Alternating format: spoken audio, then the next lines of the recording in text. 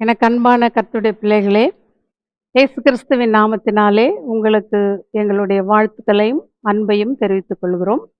இப்பொழுது chosen generation அசெம்பிளியின் போதகர் reverend doctor Victor Vimal அவர்கள் தேவனுடைய செய்தியை உங்களோடு கூட பகிர்ந்து கொள்வார்கள். நீங்கள் கேட்டு பயனடைவீர்களாக. கர்த்தர் தாமே உங்களை ஆசீர்வதிப்பாராக. ஆமேன். Praise Lord. கர்த்தருடைய நாமத்துக்கு மகிமை உண்டாவதாக. நீங்கள் என்னை காணும்படியான ஒரு நல்ல சந்தர்ப்பத்தை தேவன் கட்டளையிட்டபடினால் தேவனை நன்றியோடு சோதரிக்கிறேன். எந்த நாளிலும் கூட செய்திக்கு ஆதாரமாக ஒரு 2 வசனத்தை உங்கள் மத்தியிலே வைக்க விருப்பப்படுகிறேன். யோபனுடைய புஸ்தகம் 37வது அதிகாரம் 24ஆம் வசனம், தங்கள் எண்ணத்தில் ஞானிகளாயிருக்கிற எவர்களையும் அவர் மதிக்க மாட்டார் என்கின்றதும், அதே போன்று 1 கொரிந்தியர் 8வது அதிகாரம் 2ஆம் வசனத்தை வாசித்து பார்க்கும் பொழுது, ஒருவன் தான் ஏதேனும் ஒன்றை அறிந்தவன் என்று எண்ணிக்கொள்வானா ஒன்றையும் அறிய வேண்டிய பிரகாரமாக அவன் இன்னும் அறியவில்லை.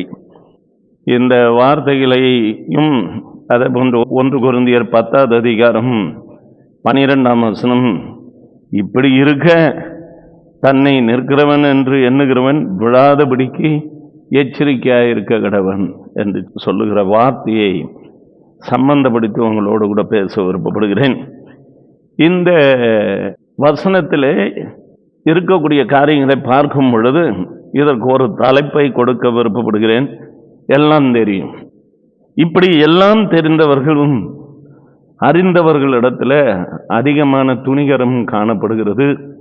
கர்த்தரை பற்றுகிற பயம் என் நாட்களிலே குறைந்து போயிருக்கிறது. என்னென்னு சொன்னால், நான் ஒரு சபையை நடத்துகிறதுனாலே விசுவாச மக்கள் மத்தியிலையும் இது பொது தொண்டுகளை செய்து வருகிறதுனாலே, இந்த மாதிரி டிவி ப்ரோக்ராமில் வருகிறதுனாலே அநேகருடைய தொடர்புகளும் கடித போக்குவரத்தும் தொலைபேசிகளும் அவர்கள் பேச்சு மற்றும் அவர்களை வெளிப்படுத்துகிற விதங்களை பார்க்கும் பொழுது அறிந்தும் சில வேளைகளில் துணிகரம் ஏற்படக்கூடியதாக இருக்கிறது. எனவே எனக்கு அருமையான கர்த்தருடைய பிள்ளையை, நமக்கு எல்லாம் தெரியும். யாருக்கு தான் தெரியாமல் இருக்கு? எல்லாம் தெரியும். ஆனால் தெளிவான விளக்கம், நம்ம உலக பழமொழிகளை எடுத்துக்கொள்வோம் என்று சொன்னால், கற்றது கைப்பிடி மண்ணளவு, கல்லாதது உலகளவு என்று சொல்லிக் கொள்கிறோம். இதெல்லாம் தெரிந்த அறிந்த விஷயங்கள் தான். ஆனால் நம்முடைய மனப்போக்கு, அதை ஏற்றுக்கொள்கிற மன பக்குவம், பெரியவர்கள் சொல்லும் போது கேட்டுக்கொள்ள வேண்டிய சுவாபங்கள் எல்லாம் இந்நாட்களிலே குறைந்து கொண்டு வருகிற காரியத்தை குறித்து பார்க்கிறோம்.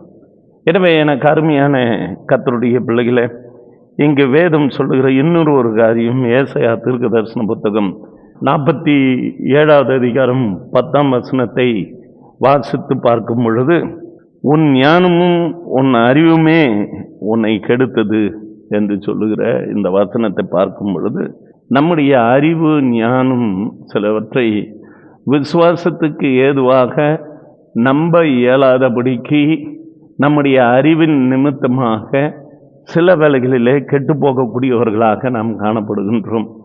எனவே இதை கர்த்தருடைய பிள்ளைகள் அறிய வேண்டும் என்கின்ற ஒரு பெரிய பாரத்தின் நிமித்தமாக வசனத்தை உங்கள் மத்தியில் வைத்து பேச விருப்பப்படுகிறேன்.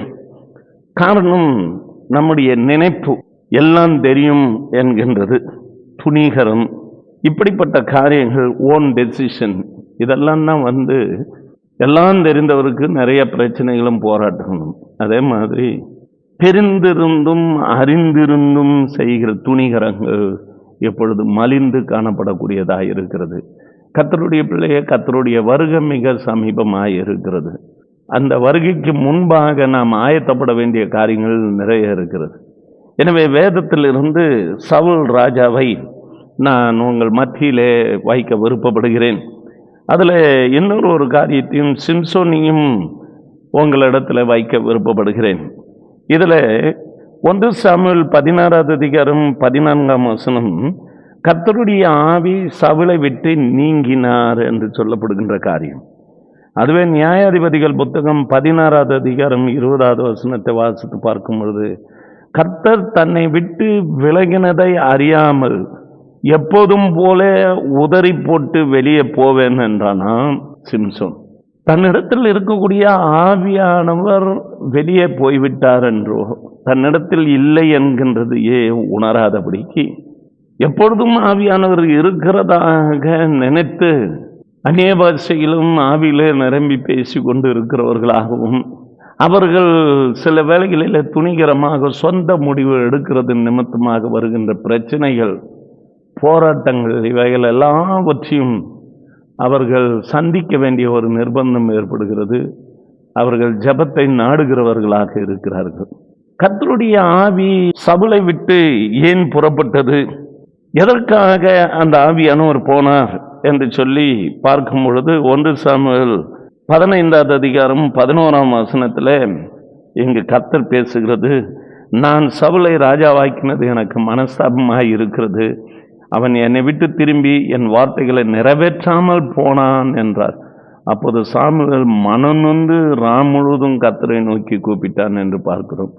வழி நடத்துகிறவர்களுக்கு ஏற்படுகின்ற மனநோ, கர்த்தருடைய பிள்ளைகள் விசுவாசத்தை விட்டு விலகும் பொழுது கர்த்தருடைய ஆவி ஏன் சவுலை விட்டு போனார் என்றால், கர்த்தருக்கு மனஸ்தாபமாய் இருந்தது இவனை ராஜாவாக்கினது. முதல் ராஜாவாக இவன் தேர்ந்தெடுக்கப்பட்டான். இங்கு முதல்ல ஒரு காரியத்தை நாம் அறிய வேண்டியதாக இருக்கிறது. எளியவனாய் சிறியவனாய் இருந்த ஒருவனை கர்த்தர் தெரிந்தெடுத்து ராஜாவாக்கி தளவாடங்களுக்குள்ளே மறைந்து கொண்டு இருக்கிறான். அவனை பிடித்து ராஜாவாக்க வேண்டும் என்று கர்த்தர் பேசினான். அவன் ராஜாவானான். அந்த தேவனுக்கு பிரியமாகத்தான் இருந்தது. அபிஷேகம் செய்யப்பட்டான் அவனை ராஜாவாக. ஆனால் முதல் காரியம் 1 சாமுவேல் 13வது அதிகாரம் 1ஆம் வசனம், பெலிஸ்தியர் படையெடுத்து வந்தார்கள்.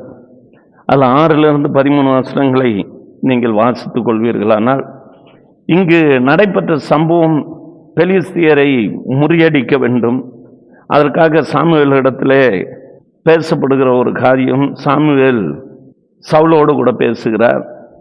நான் சர்வாங்க தகன பலியிட வேண்டும், நீ கில்காலிலே இரு என்று கர்த்தர் சொன்னார்.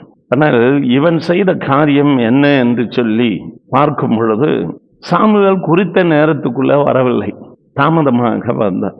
7 நாள் மட்டும் காத்திருந்தான். சாமுவேல் கில்காலுக்கு வரவில்லை. உடனடியாக சவுல் சர்வாங்க தகன பலியையும் சமாதான பலியையும் என்னிடத்தில் கொண்டு வாருங்கள் என்று சொல்லி சர்வாங்க தகன பலியை செலுத்தி விட்டான்.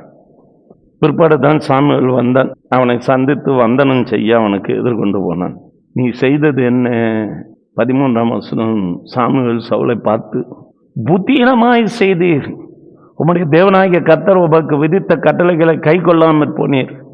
மற்றபடி இஸ்ரவேலின் மேல் உம்முடைய ராஜ்யபாரத்தை என்றென்றைக்கும் ஸ்திரப்படுத்துவார். என்ன மாதிரி செய்துட்டு இனிமேல் ராஜ்யபாரம் நிலை நிற்காது. என்ன இவன் என்ன சொல்றான்னா, பெலிஸ்தீர் எனக்கு விரோதமாய் வந்து விடுவார்கள் என்று நான் இன்னும் கர்த்தருடைய சமூகத்தை நோக்கி விண்ணப்பம் பண்ணவில்லை என்றும் எண்ணி துணிந்து சர்வாங்க தகன பலியை செலுத்தினேன். துணிந்து விட்டான். ஒன்று கேட்கிறேன், அறியாமல் கேட்கக்கூடிய காரியம். இவனிடத்தில் காணப்பட்ட காரியம் துணிகரம். துணிகரமாக ஆசாரியன் செய்ய வேண்டிய காரியத்தை ராஜா செய்துட்டான். நீ ராஜான்னா எல்லாவற்றுக்கும் ராஜாவா? எல்லாமே நீயே செய்யணுமா?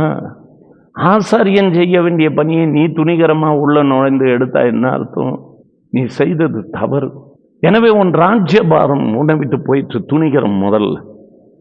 2வது காரியத்தை நீங்கள் பார்ப்பீர்களானால் 1 சாமுவேல் 15வது அதிகாரத்தில் 3, 9, 11, 23 கர்த்தர் ஒரு ராஜாவை ஏற்படுத்தின பிறகு அவர் ஒரு தீர்மானத்தை மனதில் வைத்திருந்தார்.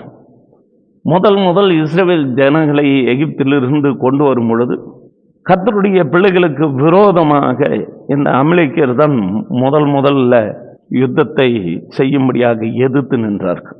அப்பொழுது கர்த்தர் அவர்களுக்கு விரோதமாக எழும்பினார். யுத்தம் தீவிரமானது. மோசே மலையின் மேலே ஏறி ஜெபிக்க ஆரம்பித்தான். யோசுவா தனக்கு மோசே சொன்னபடி அமலேக்கியரோடு யுத்தம் பண்ணினான். மோசேவனுடைய கை உயர்த்தப்பட்ட பொழுது இஸ்ரவேல் ஜனங்கள் அமலேக்கியரை முறியடித்தார்கள். இறங்கின பொழுது தோற்று போனார்கள். அதற்காக ஆரோனும் ஊரும் மோசேயினுடைய கரங்களை தூக்கி நிறுத்தி ஜெபத்தோடு கூட யுத்தம் செய்தார்கள். அப்பொழுது கர்த்தர் ஒரு காரியத்தை சொன்னார் மோசேயை நோக்கி, இதை நினைவு கூறும் பொருட்டு ஒரு புஸ்தகத்தில் எழுதி வை, யோசுவாவின் செவி கேட்கும்படி வாசி, அமலேக்கை வானத்தின் கீழ் இராதபடிக்கு நாசம் பண்ணுவேன் என்று சொல்லி அந்த நாளில் ஒரு தீர்மானத்தை எடுத்தார். அதன்படியாக நிதானத்தோடு பொறுமையோடு காத்து கொண்டு இருந்தார். ராஜா தண்டனை கொடுத்தால் அதை கேட்கிறதுக்கு வேறு யாரும் இல்லை. எனவே முதல் ராஜா வந்தவுடனே கர்த்தர் பேசினார், அமலேக்கரை முறியடி, அவர்களுக்கு உண்டான எல்லாவற்றையும் ஒன்று கூட வைக்காம அதை அடித்து நிர்மூலமாக்கு என்று சொன்னார். இவனும் என்ன பண்ணா, அதில் முதல் தரமானவைகளும் இரண்டாம் தரமானவைகளை பிரித்து ஆடு மாடுகளை என்னமாய் அதை தப்ப வைத்திருந்தான்.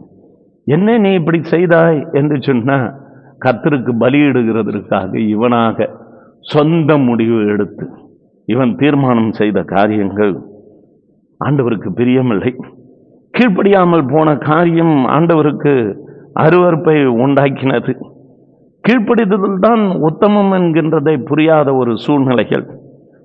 இரண்டகம் பண்ணுதல் வெள்ளி சூனிய பாவத்திற்கும் முரட்டாட்டம் பண்ணுதல் அவபக்திக்கும் விக்கிராராதனைக்கும் சரியாய் இருக்கிறது. நீ கர்த்தருடைய வார்த்தை புறக்கணித்தபடினாலே அவர் உம்மை ராஜாவாய் இராதபடிக்கு புறக்கணித்து தள்ளினார் என்று சொல்லி 1 சாமுவேல் 15:23 சொல்லுகிறது. கீழ்ப்படியாத ஒரு சூழ்நிலை அவனுக்குள் இருந்தது.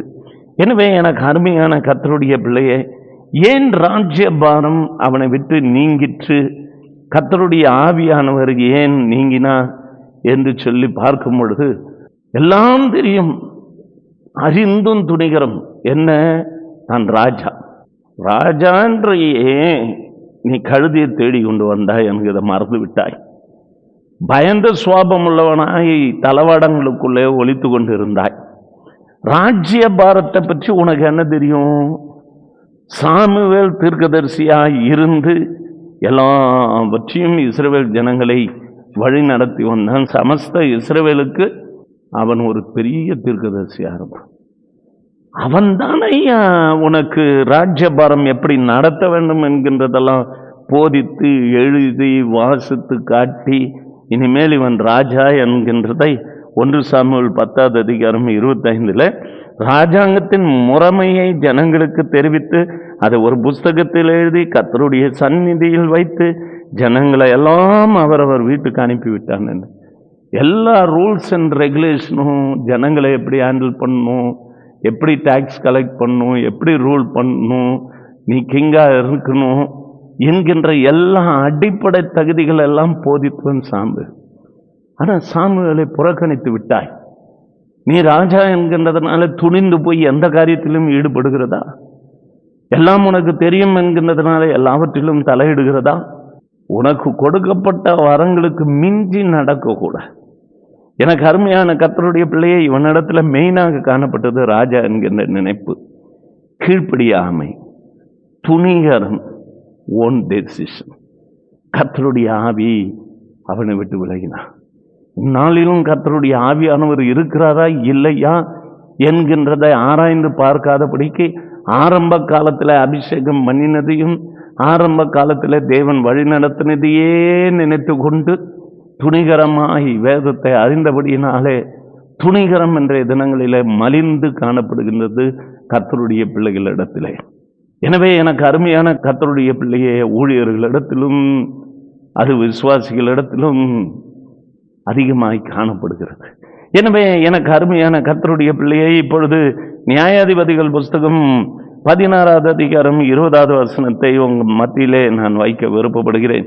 இங்கு பார்ப்பீர்கள், ஆனால் கர்த்தர் தன்னை விட்டு விலகினதை அறியாமல் இவன் என்ன பண்ணான்னு முன்னே இருந்த மாதிரி அதே வேகத்தில் இவர் எழும்புறார்.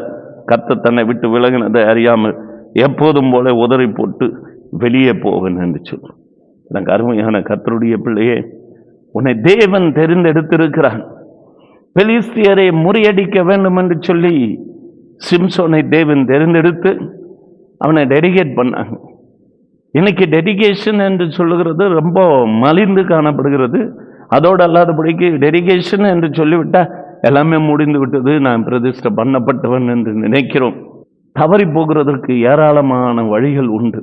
உதாரணத்துக்கு சொல்லுவோம் என்று சொன்னால், இங்கே இருந்து ஒரு ஃபாரினுக்கு போகிறோம், இல்லை உள்நாட்டிலேயே எங்கேயோ போகணுன்னா ஒரு ஜலத்தினாலும் ஆவினாலும் பிறவாவிட்டால் பரலோக ராஜ்யத்துக்குள் பிரவேசிக்க மாட்டான்.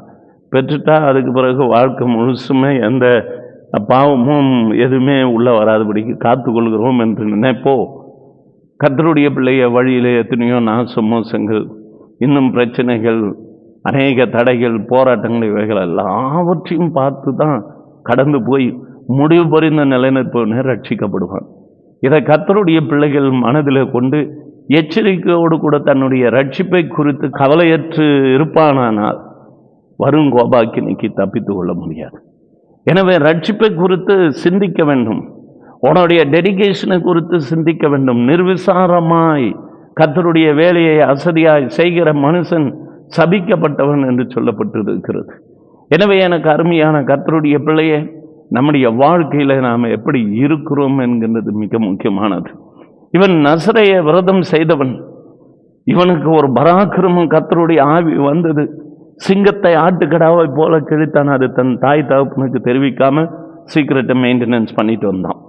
நியாயாதிபதிகள் புத்தகம் 14வது அதிகாரம் 6ஆம் வசனம். ஆனால் அதே அவன் என்ன தவறு செய்தான் என்று சொல்லி பார்க்கும் பொழுது, நியாயாதிபதிகள் புத்தகம் 14வது அதிகாரம் 1ஆம் வசனத்தை வாசித்து பார்க்கும் பொழுது, சிம்சோனின் வீழ்ச்சிக்கு காரணம், சிம்சோன் திம்னாத்துக்கு போய் திம்னாத்திலே பெலிஸ்தியரின் குமாரத்திகளில் ஒரு பெண்ணை கண்டு விவாகத்துக்காக தன் தாய் தகப்பனை கூட்டிக் கொண்டு போகிறான். இவனை எதற்காக தேர்ந்தெடுத்தார் தேவன்? பெலிஸ்தியரினுடைய கையிலிருந்து இஸ்ரவேல் ஜனங்களை மீட்டெடுக்கிறதற்காக. ஆனால் இவன் முதல் செய்த தவறு, அந்த பெலிஸ்தியரிடத்திலேயே பெண் எடுக்க வேண்டும் என்று விரும்பின ஒரு காரியம். இருளுக்கும் ஒளிக்கும் எங்க பங்கு? எனக்கு அருமையான கர்த்தருடைய பிள்ளைய, கர்த்தருடைய பிள்ளைகளுக்கும் மற்றவர்களுக்கும் எங்க பங்கு? கொஞ்சம் யோசித்து பாராதபடிக்கு இவன் செய்தான். அடுத்தபடியாக 16வது அதிகாரத்தை நீங்கள் வாசித்து பார்த்தீர்களான, காசாவுக்கு போய் அங்க ஒரு வேசியை கண்டான். டெடிகேட் பண்ணவன், நசரேய விரதம் கொண்டவன். முதல் செய்த தவறு எப்படி என்றால், இரண்டாவதும் அவன் செய்யக்கூடிய தவறு, அந்த தெளிலால் என்கின்றவளுக்கு எல்லா விதமான விஷயங்களும் உன்னுடைய பலன் எங்கே இருக்கிறது என்று கேட்டு கேட்டு நச்சரித்ததில் அந்த ஸ்திரீக்கு எல்லா ரகசியத்தையும் சொல்ல ஆரம்பித்தான்.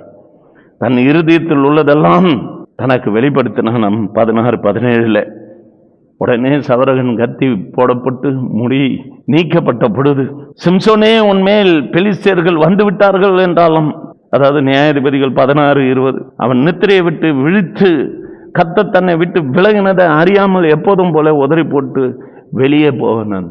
யோசிக்கணும், கர்த்தருடைய ஆவியானவர் என்னோடு இருக்கிறாரா? தாவீது கேட்டான், நிலவரமான ஆவியை என்னிலே புதுப்பிக்கும், என்னை விட்டு நீங்கி போகக்கூடாது என்று சொன்னான். ஒரு பர்மனன்ட் ஸ்பிரிட். இன்றைக்கு பரிசுத்த ஆவியானவரை ட்ரம் அடித்தா நல்ல ஆராதனைய பிரைசிங் அண்ட் வர்ஷிப் என்று சொல்லி நல்ல இன்ஸ்ட்ருமெண்ட் ப்ளே பண்ண உடனே ஆவியானவர் எங்கேருந்து வருவாருன்னு தெரியாது, வந்துடுவார். அவர் அங்கே ட்ரம் அடிக்கிற நேரத்துக்கு மாத்திரம்தான் வருவார். எனக்கு அருமையான கர்த்தருடைய பிள்ளையே, நிலைபரமான ஆவியானவர், சகலமும் ஒழுங்கு கிரமமாக செய்யக்கூடிய தேவன், அந்த தேவன் அவர் உன்னோடு இருக்க வேண்டும். அவர் உன்னை விட்டு போய்விட்டாரா என்கின்றத அடிக்கடி செக்அப் பண்ணணும். இது ரொம்ப மிக முக்கியமானது.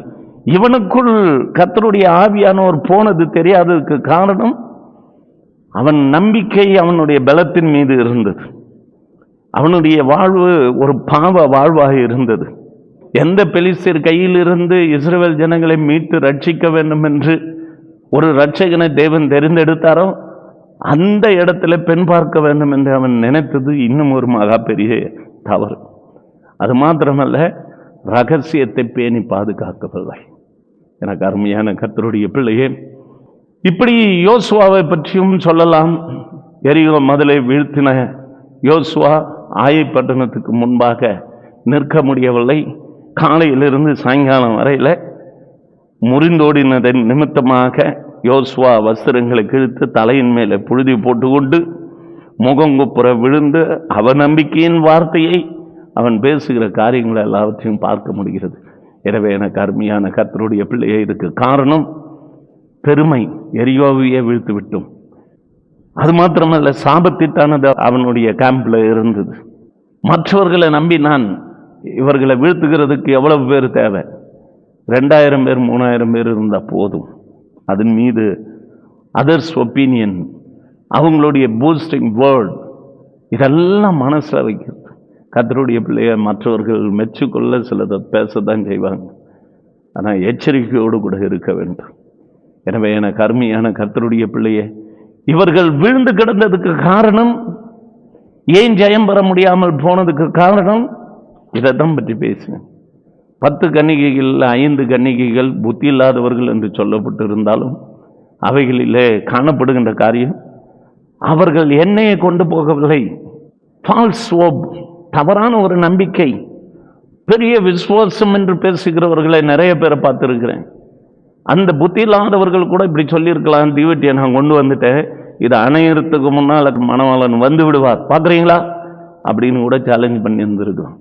இந்த நாட்களில் பெரிய அளவில் பேசுகிற விசுவாசத்தை அதிகமாக மிகப்படுத்தி பார்க்கலாமா, கர்த்தர் பெரிய காரியங்களை செய்வார், உன்னை கொண்டு தானே செய்வார், என்ன கொண்டு செய்வார். பெரிய நம்பிக்கை. இப்படிப்பட்ட காரியங்களில் ஆயில் என்கின்ற அபிஷேகம் இல்லாமல் போனதுனாலே கதவு அடைக்கப்பட்டது, அவர்கள் புறம்பே தள்ளப்பட்டார்கள். எனவே எனக்கு அருமையான கர்த்தருடைய பிள்ளையே, தேவனுடைய சித்தத்தை அறிந்தும் ஆயத்தமாயிராமல் இருப்பவர்களுக்கு அநேக அடிகள் உண்டு. கர்த்தருடைய வருகை மிக சமீபமாக இருக்கிறது. எனவே சவுலுக்கு இருந்த 6 காரியம்: நினைப்பு, எல்லாம் தெரியும், துணிகரம், நான் ராஜா, நான் எது வேணுமானாலும் டிசைட் பண்ணலாம், என் கீழ்ப்படிதல் இல்லை. இப்படிப்பட்ட காரியங்கள். சிம்சோனுக்கு பலத்தின் மீது நம்பிக்கை, பெலிஸ்தியர் பெண்ணை மனம் முடிக்க வேண்டும் என நினைத்தது பாவ வாழ்வு, நாட் மெயின்டைன் சீக்ரெட்ஸ். அதுக்கடுத்தது யோசுவாவினுடைய காரியம் பெருமை, சாபத்திட்டு மற்றவர்களுக்கு செவி கொடுத்தல், அந்த ஒப்பீனியன் கேட்கிறது. இந்த 10 கன்னிகைகளில் 5 கன்னிகைகள் ஃபால்ஸ் ஹோப், அபிஷேகம் இல்லை. இதுதான் ரீசன். ஏறக்குறைய 15 விதமான காரியங்கள். எல்லாம் தெரியும் என்று சொல்லுகிற கர்த்தருடைய பிள்ளைகளே, மிகுந்த எச்சரிக்கை உடையவர்களாக இருப்போம்.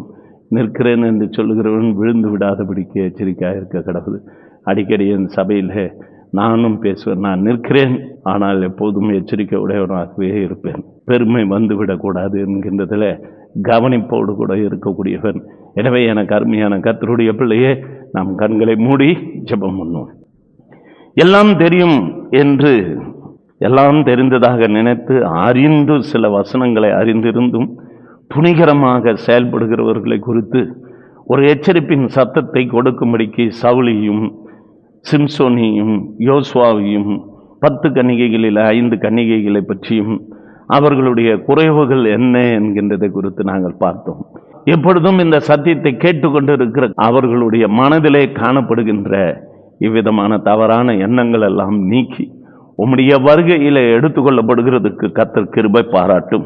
ஏனென்று சொன்னால் லூக்கா 12வது அதிகாரம் 47வது வசனத்தின்படி, தன் எஜமானுடைய சித்தத்தை அறிந்திருந்தும் ஆயத்தமாயிராதவனுக்கு அநேக அடிகள் அடிக்கப்படும் என்கின்றது. எனவே கர்த்தருடைய வேலையை அசதியாய் செய்யாதபடிக்கு, துணிகரமாய் எதிலும் இறங்காதபடிக்கு எங்களை காத்து கொண்டு தேவரீர் நீர் ஒவ்வொருவரையும் சபையான பாதையில் நடத்தி உம்முடைய ராஜ்யத்துக்கு ஏற்றவைகளை சிந்தித்து அவ்வப்பொழுது என் தேவன் என்னோடு இருக்கிறாரா என்று ஒரு கிராஸ் செக் செய்து எங்கள் வாழ்க்கையை உம்மை நோக்கி பின்தொடர கர்த்தர் நீர் கிருபை பாராட்டும்படிக்காக ஜெபிக்கிறேன். ஒருவேளை இந்த குறிப்பிடப்பட்ட பகுதிகள் ஏதாகிலும் எங்களை தொடக்கூடியதாக இருக்குமானால் என்றோடு கூட அதை விடுத்து என் தேவனுடைய ராஜ்யத்துக்குரியவைகளை சிந்திக்க கர்த்தர் கிருபை பாராட்டுவீராக. துதி கன மகிமை யாவும் உமைக்கே செலுத்துகிறோம், இயேசுவின் நாமத்தில் பிதாவே, ஆமென். Praise the Lord.